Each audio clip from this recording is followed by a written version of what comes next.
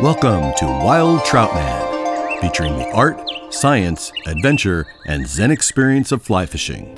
Long live cold, clean water. Long live wild trout. Please help preserve this precious natural resource, and please subscribe to support the channel. Thank you, and enjoy this episode from Wild Trout Man.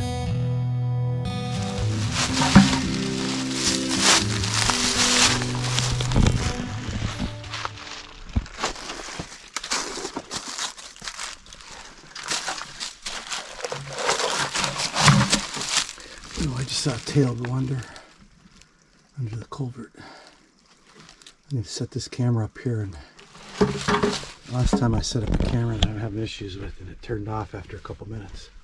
Ooh, I just saw him come out. And we'll see if we get any movement here. There were three nice size 6-7 inchers in here last time I was there. Probably 6 inches. So I got 91% battery and an hour and a half to record.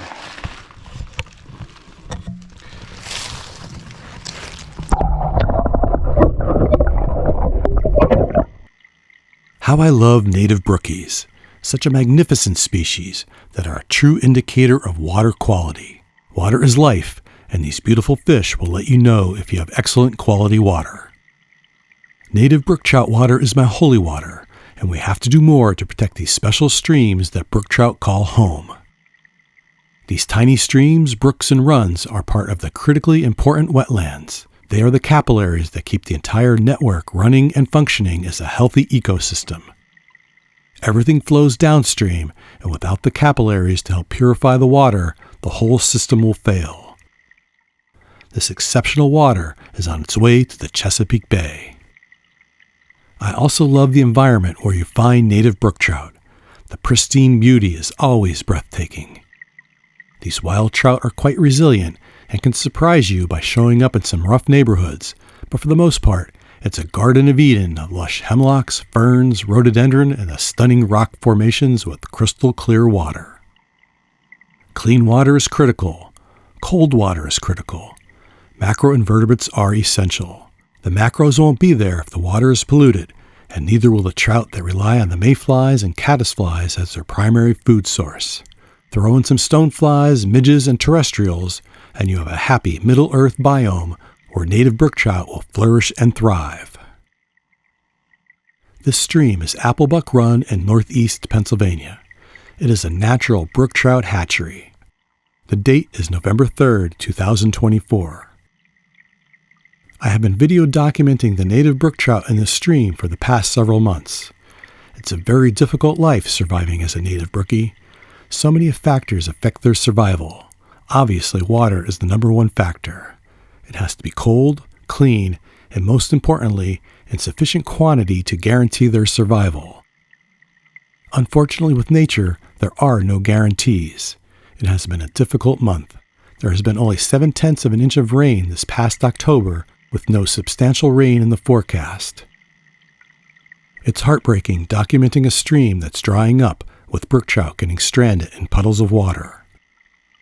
It's nothing new. It has happened in the past during drought years, but the brookies are incredibly resilient. Even though their historic range has been decimated by development and pollution, they try to keep coming back, but only to a stream with quality water. They have been around since the last ice age, the amazing Salvelinus fontinalis. This had been a very good year for Applebuck Run, with the stream flowing continuously to its confluence. But time is running out for these fish. We need rain, and we need it soon. As I walked downstream to check the flow of water as it trickled from one small pool to the next, I placed a camera in this pool. It is the biggest and deepest in the stream. It's the bridge pool, with a culvert channeling water under the old railroad grade that is now just a dirt road in the state game lands. I knew there were trout in this pool. If there's water here, there has always been trout. I set up my camera in a position to hopefully capture some close-ups of the inhabitants. I knew it was spawning season, but I wasn't expecting to capture this moment. How incredibly awesome. These fish are between 4 and 6 inches, and I believe they are second and third year fish. I believe they have spent their entire life in Applebuck Run. In previous years, when there was higher water, I have seen trout migrating up from the main stream to spawn in Applebuck. Seeing an 8 or 10 inch trout in this tiny stream is like spotting an orca in the forest. They come up the stream to spawn and head back to the main stream for the remainder of the year. This year, there have been no fish able to migrate upstream because sections of the stream bed are now completely dry. The left and right branch of Applebuck Run meet at the upstream side of this bridge. The right branch has a pH closer to 5.5, and the left branch has a pH closer to 5. Acid rain from an upwind coal-burning power plant and geology with a poor alkalinity have taken its toll on this stream. pH any lower, and the water would be too acidic for macroinvertebrates and brook trout survival. The Stanley Cooper chapter of Trout Unlimited, along with other fine local and national environmental groups, have helped with the purchase of limestone sand, planting of native tree species as a riparian buffer, and stream bank stabilization to help protect this watershed. There is one additional pool on the right branch just up from this bridge. That is the furthest upstream I've ever seen any trout. It's phenomenal that a trout can make it to that point. It's a steep climb to get to that mini plunge pool. The first time I discovered this stream over 10 years ago, there was a number of trout in that hole. It was really amazing to see.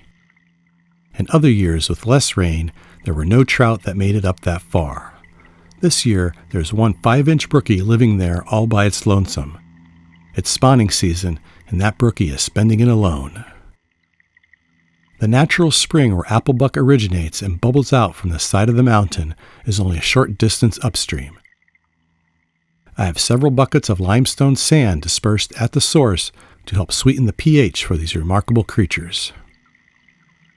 Isn't it fascinating watching this spawning ritual? The amount of energy expended is remarkable. The female is on her own to make the nest called a redd. She uses her tail to make a depression in the stream bottom where she will deposit her eggs. I'm surprised with the location she chose. There is no fine gravel, which is usually associated with the redd. There aren't many choices available in this stream, and I'm sure she knows what's best. She did choose the spot that has the most consistent flow of water. That is probably most critical to keep the eggs well oxygenated and free of debris. The alpha male is constantly guarding and defending his territory around the female. I believe there are 4 males and 1 female in this pool. The smallest dark-colored male may be too young and seems disinterested. I believe the alpha male with the bright orange belly is 3 years old.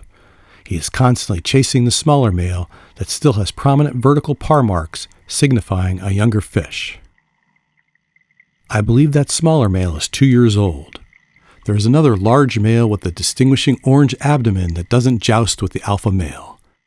It's an interesting relationship and one I don't fully understand.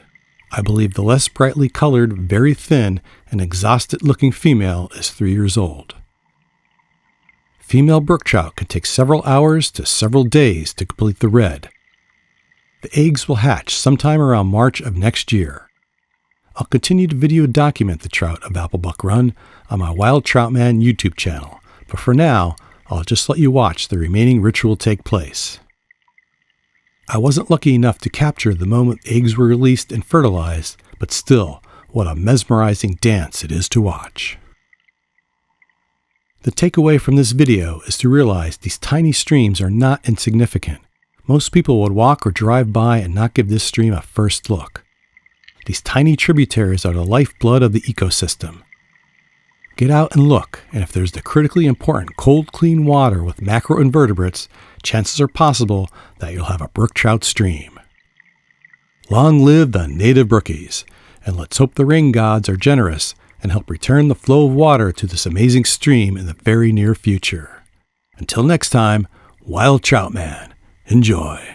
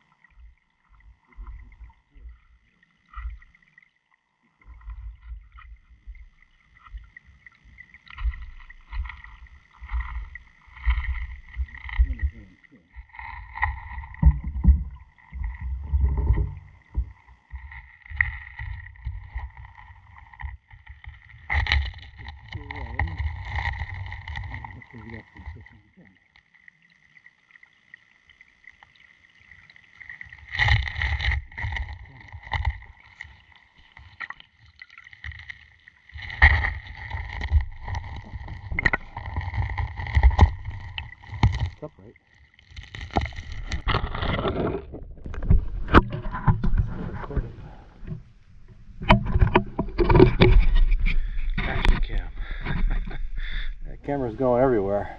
Trying to get some native brookies on film. No fishing, just capturing them not on the fly, but capturing them on film. I love both. I love brookies, that's why.